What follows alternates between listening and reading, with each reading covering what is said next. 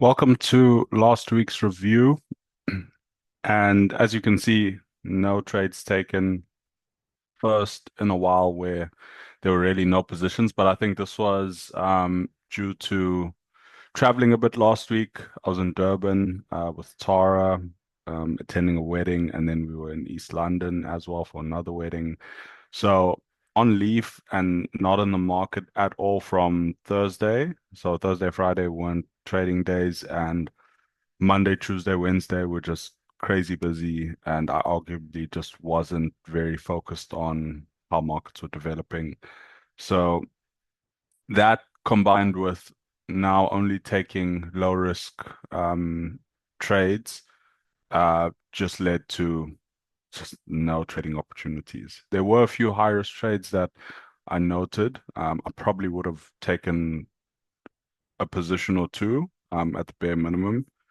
But yeah, due to being in phase two of the trade building protocol, yeah, ended up taking nothing.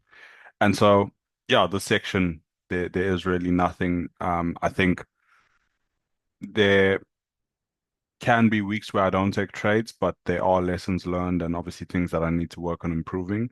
But I think just because I wasn't very in tune with the market. I just wasn't journaling any lessons or taking note of anything to carry on into this week. So this review will be more of a forecast for this upcoming week. I want to take you guys through the dollar index and three pairs that I've got on watch. AUD/USD is invalid just because of where it's trading at. So let's start with the dollar. Just looking at it from a weekly perspective, quite bullish last week. We had that push higher, and then we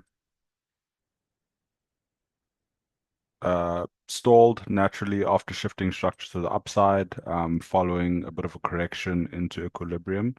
And you can see on the 4 hour kind of started trading sideways as we accumulate before the next run to the upside. Like that on the 4 hour, we've fallen just short of this previous high, which we know liquidity rests above.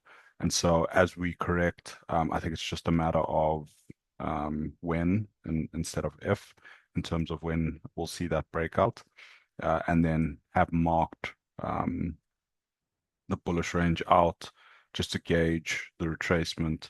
And we'll be obviously looking for that to stay within the discounted area, potentially coming down to 79 before we then see the breakout to the upside. So bullish on the dollar this week, bearish then on dollar cross pairs. The only dollar cross pair on watch is AUD/USD, and that has been tumbling quite consistently over the past couple of weeks. Looking at EURUSD then, practically an inverse of dollar index. We saw a bearish close last week, although not with as much volume as the dollar index. The daily, though, trading from this very extreme premium and slowly making its way down into equilibrium. I've marked out this area on the daily as a potential order block and similarly on dollar index. Just in the event that we see price struggle to break lower, um, I have that on there as a potential scenario that's playing out where we actually don't achieve those equal lows and the order block holds before price continues to the upside. Because if we look at the daily, we technically, although this is predominantly bearish, from this low, we've had to push higher, and we could argue that we're correcting before the next push to the upside. So although my bias is bearish on EURUSD, coming from this premium level and now slowly starting to trade lower, um, I am still considering all scenarios as price kind of develops very correctively.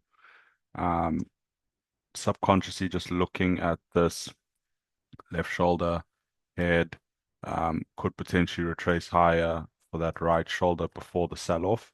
But looking for the sell-off anywhere, to be honest, from within this 1 hour range.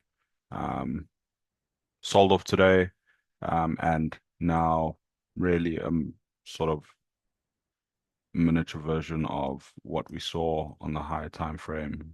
Head, neckline, looking for the deeper retracement, and then the sell-off. So I'll be keeping an eye on this, looking for it to correct higher over Asian session, and then in London session tomorrow, we'll be looking for that to sell off to the downside, where we can hopefully get short. Dollar yen.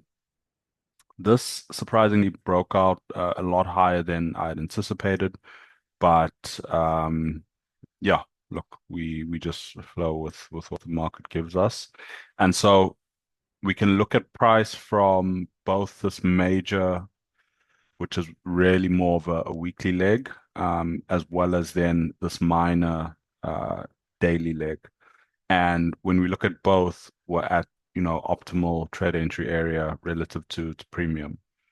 And so got this daily order block marked out, which I do see price mitigating. Um, and then looking at the 4 hour, which is clearly established a counter trend higher, counter trend to the daily. So bullish counter trend. We're just seeing a bit of a deeper correction now. In essence, anything down to this level will still be part of that before we potentially head higher. And so was looking to take this long during New York session, because longs were in line with the 1 hour range, which was projected from that low to this high.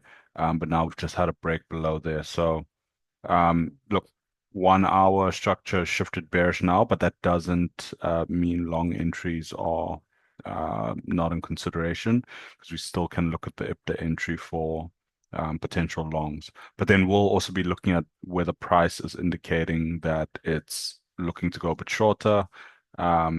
And then, yeah, we'll look to get into sells accordingly. Pound yen, very similar. Had a strong bullish break to the upside, also in line with both the major bearish range as well as the minor. Similarly, with an order block resting above current market price, although UJ seems closer to that than GJ is. 4 hour trend, counter trend established. Counter trend is bullish in this case, bullish to the daily, bearish bias. And this, unlike dollar yen, is still within its 1 hour bullish range, and correcting lower quite nicely. And so this is probably a favorite along with EURUSD for entries tomorrow morning, London session. I'll just look for a slow trickle lower into the 70.5, 79% area that I look to take entries in now, when considering lower risk variation setups. And then we'll look to take this long. And hence why I'm also still anticipating a break to the upside on UJ, because pound yen is still positioning itself to trade higher. So those are the three pairs that I'm actively looking to get in on. EURUSD short, USDJPY long, but probably risk off on it at the moment, just given that the 1 hour structure is shifting, and it's not so clear. Pound JPY long. I'll just mark these out. And then USD price just continues to trade lower and lower here. Not really pulling back and giving an opportunity to get in. And we are just trading at very extreme lows. So yeah, nothing on watch for this pair at the moment. It's invalid as per my plan.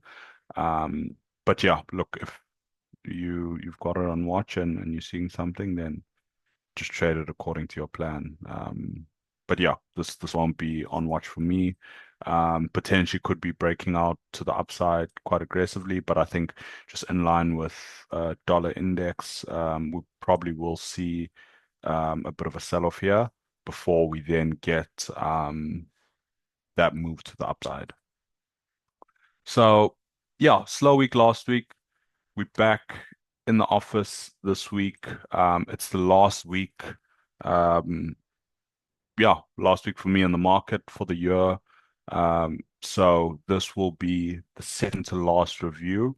Obviously, give you guys weekly, quarterly, monthly, yearly, just sort of review or wrap up at the end of this week. And then we've still got one more episode of our bi-weekly podcast that will drop, yeah, towards the end of this month.